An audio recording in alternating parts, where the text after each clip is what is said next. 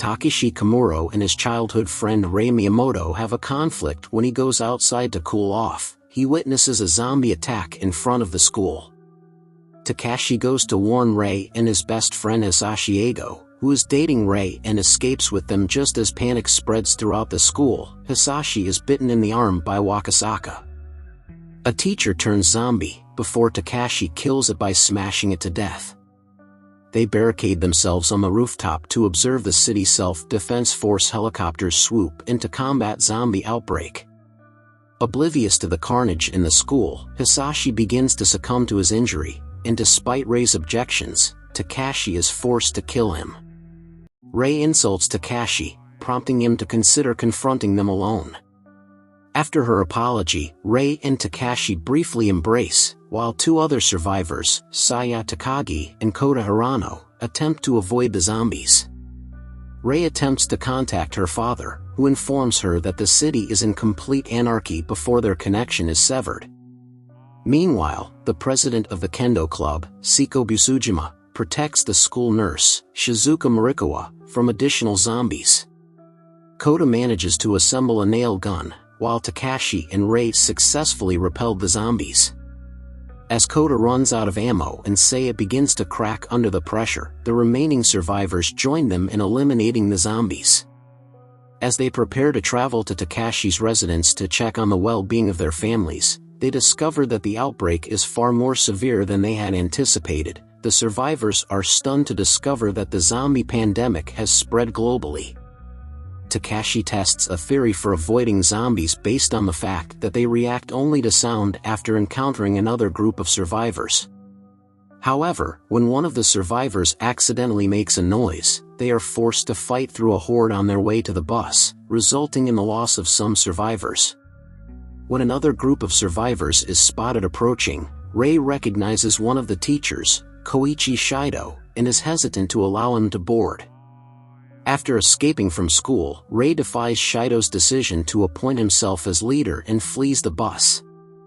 As Takashi pursues her, a zombie-infested bus crashes and traps them in a tunnel, compelling them to meet the other survivors. Later, Takashi and Rei head towards the city after defeating a zombie motorcyclist. From Takashi's perspective, a recapitulation of past events is shown. Takashi and Rei proceed through the city until they encounter a police vehicle. Rei searches the vehicle and collects an expandable baton, a revolver and ammunition after discovering that the occupants are deceased. Later they stop at a gas station to refill the vehicle's gas tank. While Takeshi goes to a nearby cash register to operate the gas pump, Rei is assaulted by a psychotic survivor who holds her hostage and sexually assaults her. Takashi quickly shoots him point blank, allowing Rei to escape. With their motorcycle refueled, Takashi and Rei leave the survivor to his death at the hands of the approaching zombies. Rika Minami and her squad and the special assault team assist in the evacuation of civilians at Kansai International Airport by clearing the runway of zombies.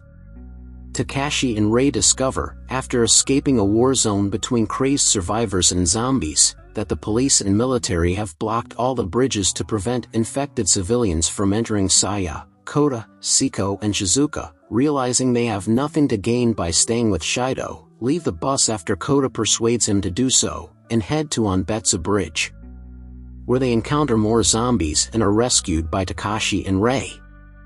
Observing a Humvee parked outside the apartment where her friend Rika resides, Shizuka suggests that they spend the night there. As zombies infest the building's exterior, the group enters and engages them in combat. After the apartment has been cleared, the girls take a refreshing bath while the boys inspect the weapons and ammunition in the home. In the meantime, the police at the blockade are under pressure from both the zombies and the civilians trying to escape, including a group of protesters led by a conspiracy theorist who believes the epidemic is a biological weapon created by the governments of the United States and Japan. The police are ordered to use lethal force to maintain order at the blockade in the absence of any assistance from headquarters. Back at his apartment, Takashi must deal with the intoxicated Rei and Shizuka. After a heated argument, Rei begins to approach Takashi, but he stops her suddenly. A dog later identified as Zero begins to bark outside, attracting the zombies. A man is killed by paranoid survivors as he tries to find shelter for his daughter, Alice Mercado.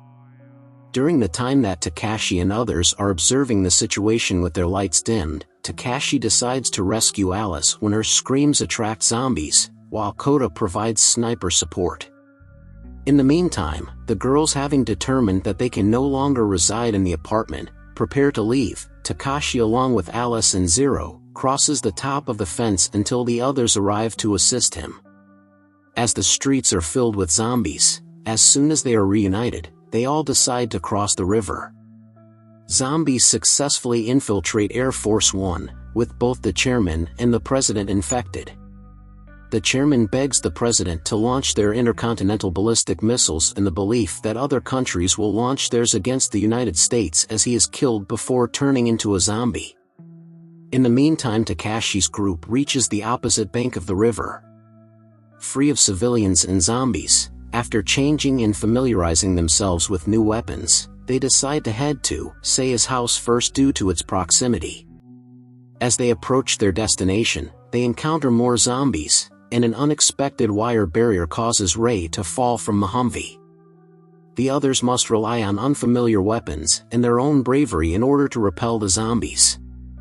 Outnumbered, Takashi and Siko attempt to lead them away, but they continue to gravitate toward the others. As the situation worsens, a group of firefighters led by Seiya's mother, Yuriko Takagi, assist them while Takashi and Siko take a different route.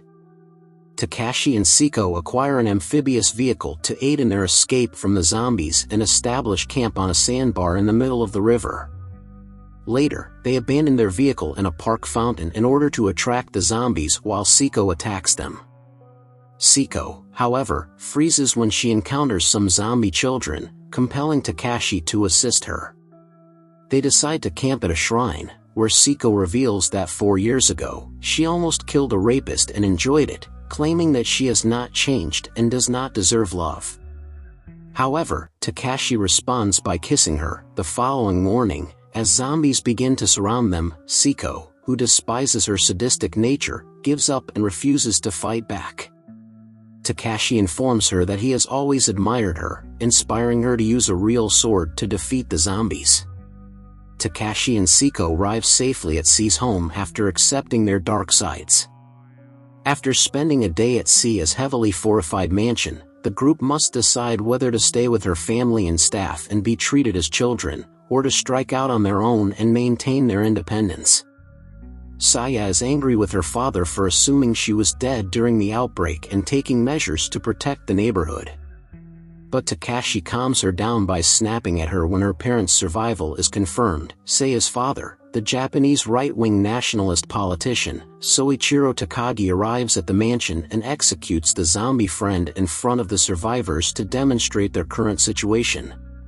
Kota refuses to surrender his firearms to Soichiro's men because he does not want to lose them and become ineffective. When Soichiro arrives to interrogate Kota, the others defend him. In the meantime, one of the students who stayed with Shido reports the situation at the mansion to Shido, who is presiding over a student orgy. Seiya attempts to pacify a group of survivors who refuse to accept their current circumstances. Kakashi is surprised when the others select him as leader. Soichiro later gives Siko a prize katana as a gesture of appreciation for defending his daughter and appreciation to Siko's father for teaching him. As the group makes plans to go save their remaining families, Shido and his followers arrive at the mansion, whereupon an enraged Rei charges him with her bayonet. Rei reveals that she despises Shido because his father, a corrupt politician, asked him to force her to repeat a year in retaliation for her father's investigation into his corruption. Soichiro arrives and informs Rei that Shido's fate rests in her hands. However, Rei decides that Shido is not worth killing. So Soichiro as Shido and his followers leave because they have become corrupt. The succeeding president has ordered a U.S. submarine to launch a controversial preemptive nuclear strike against China, North Korea, and Russia. While the crew of the International Space Station watches in horror as the US and Russia launch their intercontinental ballistic missiles at each other, China has launched a mix of its DF-21 ballistic missile variants in retaliation to the American preemptive nuclear strikes, forcing the US and Japanese naval forces to work together to shoot down Chinese missile attacks. One missile, however, manages to breach the joint US-Japanese air defenses and explode somewhere in Japan. Cheeto's bus crashes and destroys one of the barricades as a result of the EMP burst generated by the nuclear explosion. Soichiro orders the main gate to be closed as a massive horde of zombies approaches the mansion. However, the gate is breached by the zombies, causing panic among the survivors. Even those who opposed Soichiro and taunted Sayakota and Takashi in the previous episode were killed, as the mansion is no longer secure. The technologies command their followers and the remaining survivors to fight and flee to a secure location that has not yet been breached. The technologies entrust says safety to Takashi and the group as they fight towards their unaffected Humvee. Having repaired their vehicle, the group leaves the mansion. While the survivors battle the horde despite the circumstances, the group is optimistic as they finally arrive on foot at a shopping mall.